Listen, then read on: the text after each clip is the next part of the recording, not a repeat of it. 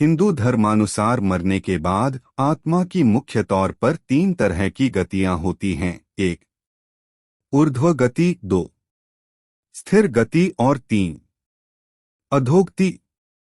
इसे ही अगति और गति में विभाजित किया गया है। पहली बात तो यह कि आत्महत्या शब्द ही गलत है, लेकिन यह अब प्रचलन में है। आत्मा की किसी भी रीति से हत्या नहीं की जा सकती। हत्या होती है शरीर की। इसे स्वघात या देहत्या कह सकते हैं। दूसरों की हत्या से ब्रह्मा दोष लगता है, लेकिन खुद की ही देह की हत्या करना बहुत बड़ा अपराध है। जिस देह ने आपको कितने भी वर्ष तक इस संसार में रहने की जगह दी, संसार को देखने, सुनने और समझने की शक्ति दी, जिस देह के माध्यम से आपने अपनी प्रत्येक इच्छाओं की पूर्ति की, उस देह की हत्या करना बहुत बड़ा अपराध है। जरा सोचिए, इस बारे में आपका कोई सबसे खास, सगा या अपना कोई है तो वह है आपकी देह। वैदिक ग्रंथों में आत्मघाती दुष्ट मनुष्यों के बारे में कहा गया है। आत्मघाती मनुष्य मृत्यु के बाद अज्ञान और अंधकार से परिपूर्ण सूर्य के प्रकाश से हीन असूर्य नामक लोक को गमन कहते हैं। अधर में लटक जाती आत्मा। गरुड़ पुराण में जीवन और मृत्यु के हर रूप का वर्णन किया गया है। आत्महत्या को निंदनीय माना जाता है, क्योंकि धर्म के अनुसार कई योनियों के बाद मानव जीवन मिलता है। ऐसे में उसे व्यर्थ गवा देना मूर्खता और अपराध है। कहते हैं कि जो व्यक्ति आत्महत्या करता है, उसकी आत्मा हमारे बीच ही भटकती रहती है। न ही उसे स्वर्ग नरक में जाने को मिलता है, न ही वह जीवन में पुनः आ पाती है। ऐसे में आत्मा अधर में लटक जाती है। ऐसे आत्मा को तब तक ठिकाना नहीं मिलता जब तक उनका समय चक्र पूर्ण नहीं हो जाता है। इसीलिए आत्महत्या करने के बाद जो जीवन होता है वो ज्यादा कष्टकारी होता है। जीवन के चक्र को समझना जरूरी है। जैसे पूर्ण पका फल ही खाने योग्य होता है। जब फल पक जाता है, तभी वह वृक्ष को त्याग कर खुद ही वृक्ष बनने की राह पर निकल पड़ता है। इसी तरह पूर्ण आयु जीकर मरा मनुष्य अच्छे जीवन के लिए निकल पड़ता है। कहते हैं कि मानव जीवन के 7 चरण होते हैं और प्राकृतिक प्रक्रिया के अनुसार एक के पूरा होने के बाद ही दूसरी शुरू होती है। इसका सही समय और सही क्रम होता है। ऐसे में समय से पूर्व ही मृत्यु हो जाने से क्रम गड़बड़ हो जाता है। जिन व्यक्तियों की मृत्यु प्राकृतिक कारणों से होती है, उनकी आत्मा भटकती नहीं और नियमानुसार उनके जीवन के 7 चरण पूरे हो चुके होते हैं। लेकिन जिन लोगों की मृत्यु आत्महत्या करने के कारण होती है, वो चक्र को पूरा न कर पाने के कारण अधर में रह जाते हैं। मरने के बाद कब मिलता है दूसरा शरीर? उपनिषद कहते हैं कि अधिकतर मौकों पर तत्क्षण ही दूसरा शरीर मिल जाता है, फिर वह शरीर मनुष्य का हो या अन्य किसी प्राणी का। पुराणों के अनुसार मरने के 3 दिन में व्यक्ति दूसरा शरीर धारण कर लेता है, इसीलिए तीजा मनाते हैं। कुछ आत्माएं 10 और कुछ 13 दिन में दूसरा शरीर धारण कर लेती हैं, इसीलिए 10वां और 13वां मनाते हैं। कुछ सवा माह में अर्थात लगभग 37 से 40 दिनों में। बहुत कम ऐसे लोग हैं जिन्हें 40 दिन बाद भी शरीर नहीं मिलता। उनमें से अधिकतर दुर्घटना में मारे गए या आत्महत्या वाले लोग ही ज्यादा होते हैं। ऐसे लोग यदि प्रेत या पितर योनि में चला गया हो तो यह सोचकर 1 वर्ष बाद उसकी बरसी मनाते हैं। अंत में उसे 3 वर्ष बाद गया में छोड़कर आ जाते हैं। वह इसलिए कि यदि तू प्रेत या पितर योनि में है तो अब गया में ही रहना, वहीं से तेरी मुक्ति होगी। किसे कहते हैं भूत? जिसका कोई वर्तमान न हो, केवल अतीत ही हो, वही भूत कहलाता है। अतीत में अटका आत्मा भूत बन जाता है।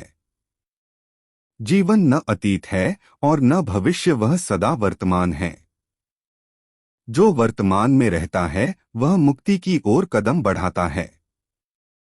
आत्मा के 3 स्वरूप माने गए हैं: जीवात्मा, प्रेतात्मा और सूक्ष्मात्मा। जो भौतिक शरीर में वास करती है उसे जीवात्मा कहते हैं।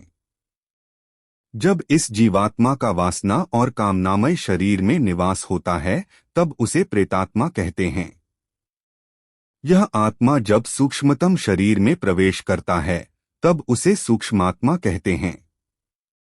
इसी तरह जब कोई स्त्री मरती है तो उसे अलग नामों से जाना जाता है।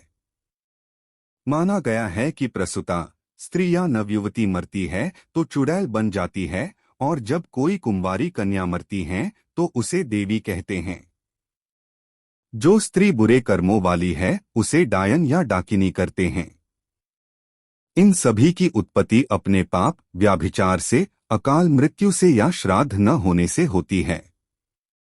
इसी तरह जब कोई पुरुष मरता है तो वह भूत, प्रेत, पिशाच, कूष्मांडा, ब्रह्मराक्षस, वेताल या क्षेत्रपाल हो जाता है।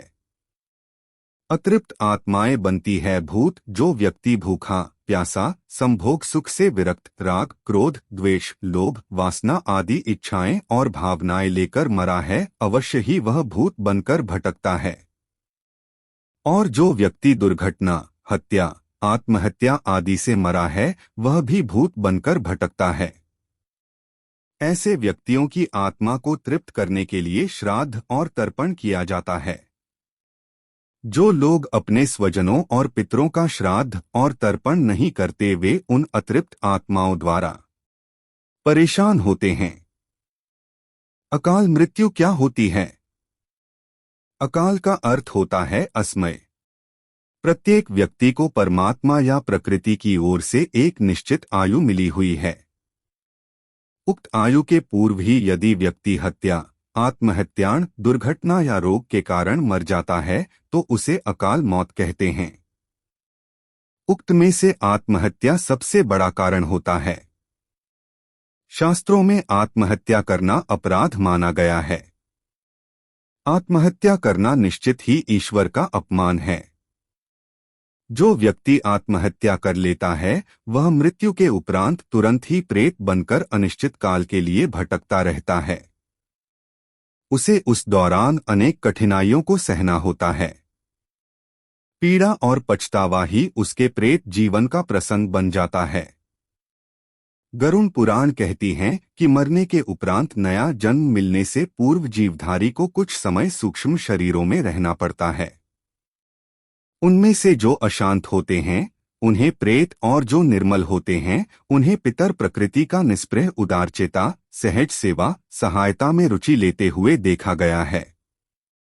गरुड़ पुराण का मानना है कि मरणोपरांत की थकान दूर करने के उपरांत संचित संस्कारों के अनुरूप उन्हें धारण करने के लिए उपयुक्त वातावरण तलाशना पड़ता है। इसके लिए प्रतीक्षा करनी पड़ती है। वह समय भी सूक्ष्म शरीर में रहते हुए ही व्यतीत करना पड़ता है। ऐसी आत्माएं अपने मित्रों, शत्रुओं, परिवारीजनों एवं परिचितों के मध्य ही अपने अस्तित्व का परिचय देती रहती हैं। प्रेतों की अशांति संबद्ध लोगों को भी हैरान करती हैं। यदि आत्महत्या करने वाला व्यक्ति अत्यंत विवश होकर आत्महत्या कर रहा है तो उसकी कोई इच्छा अधूरी रह गई है या वह गहरे तनाव के कारण ऐसा कर रहा है। ऐसी आत्मा की मुक्ति मुश्किल होती है। मुक्ति का अर्थ है या तो नया शरीर मिल जाए या मोक्ष मिल जाए। संतों तक को मोक्ष नहीं मिलता तो सामान्य की बात अलग है। आत्म परेशान या अतृप्त आत्मा मुक्ति नहीं हो पाती और वह भूत, प्रेत या पिशाच जैसी योनि धारण कर भटकती रहती है।